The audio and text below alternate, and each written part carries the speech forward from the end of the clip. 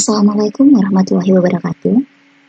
Pada kesempatan ini kita akan membahas tentang pemecahan masalah sehari-hari yang berkaitan dengan KPK dan FPB. Nah, melalui video ini saya akan memberikan beberapa contoh soal tentang masalah sehari-hari yang menggunakan konsep KPK dan FPB. Baik, contoh pertama bisa dilihat di screen. Andi latihan piano tiap 8 hari sekali. Budi latihan piano tiap 6 hari sekali. Jika hari ini mereka berlatih bersama-sama, berapa hari lagi mereka akan berlatih bersama-sama untuk selanjutnya? Nah, coba diperhatikan di sini ada kata bersama-sama. Untuk menyelesaikan soal yang ada konsep bersama-sama atau melakukan kegiatan secara bersama-sama, konsep yang digunakan dalam pemecahan masalahnya yaitu adalah KPK. Jadi konsep KPK, bukan FPB. Nah, untuk selanjutnya kita akan mencari KPK dari dua buah bilangan, yaitu 8 dan 6. Di video sebelumnya telah dibahas untuk mencari KPK dua buah bilangan bisa menggunakan faktorisasi prima dengan menggunakan bahan faktor. Di sini bisa saya tuliskan faktorisasi prima dari 6 ada 2 dan 3. 2 kali 3, sedangkan 8, 2, 2, 2. Jadi 2 pangkat 3. Nah, selanjutnya KPK dari 68 adalah, ingat konsepnya, ambil semua faktor yang ada. Faktor pertama adalah 2. Di sini faktor ada 2 pangkat 1, ada 2 pangkat 3. Ambillah faktor yang nilai pangkatnya paling tinggi. Jadi yang diambil adalah 2 pangkat 3. Sedangkan 3 hanya ada 1, jadi langsung ditulis 3 kali 3 pangkat 1. Tinggal dihitung nilainya, 2 pangkat 3, 2 kali 2 kali 2 kali 3 sama dengan 20. Nah, inilah KPK dari 8 dan 6, 24. Apa artinya 24? Artinya adalah Andi dan Budi akan berlatih bersama-sama selanjutnya setelah 24 hari kemudian. Nah, sekarang apakah FPB-nya perlu dicari? Jawabannya adalah tidak perlu. Kenapa? Karena yang ditanyakan di soal hanyalah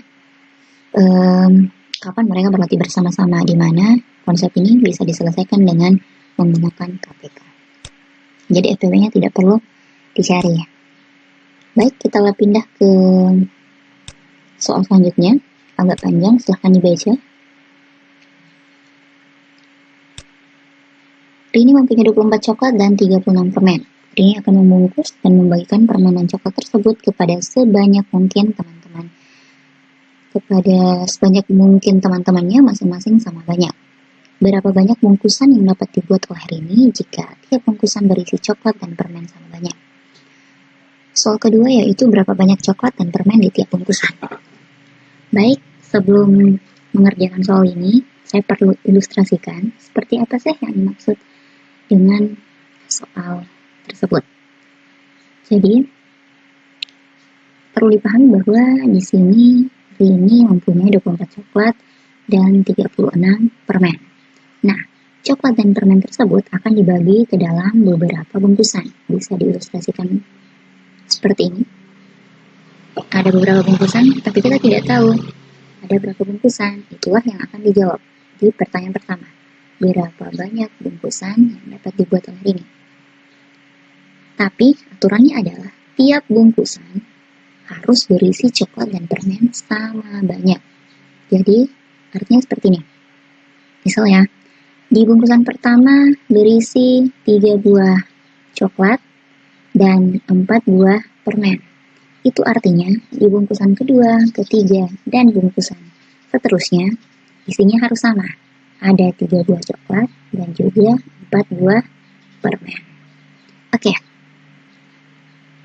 Selanjutnya, bagaimana sih cara menyelesaikan soal dengan konsep yang seperti ini? Konsep membagi sesuatu ke dalam sebanyak mungkin bagian, di mana tiap bagiannya berisi sama banyak. Jadi bisa dilihat di sini, permainan coklat tersebut akan dibagi ke sebanyak mungkin teman-temannya, di mana tiap bungkusan berisi coklat dan permen sama banyak. Nah, untuk menyelesaikan konsep ini, kita bisa menggunakan FPB, faktor persekutuan terbesar. Jadi, Untuk menyelesaikan soal ini tinggal dicari berapa FPB dari 24 dan 36. Dengan menggunakan pohon faktor, kita cari dulu faktorisasi prima dari 24. 2 berarti 2 pangkat 3 kali 3. Untuk 36-nya ada 2 berarti 2 pangkat 2. 3-nya 2 kali berarti 3 pangkat 2. Ingat, FPB menggunakan konsep gunakan faktor yang sama saja. 2 apakah ada di 24? Ada di 36? Betul ada, berarti tinggal tulis 2. Nah, jika ada faktor yang sama, pilih faktor yang pangkatnya paling rendah. Di sini 2 pangkat 2 dengan 2 pangkat 3 lebih rendah 2. Jadi tulis 2 pangkat 2. Sedangkan 3-nya ada 3 pangkat 1 dan 3 pangkat 2. Ambil yang terendah 3 pangkat 1. Tinggal dihitung makanya 2 pangkat 2, 4 kali 3 sama dengan 12. 12 ini adalah FPB dari 24 dan 36.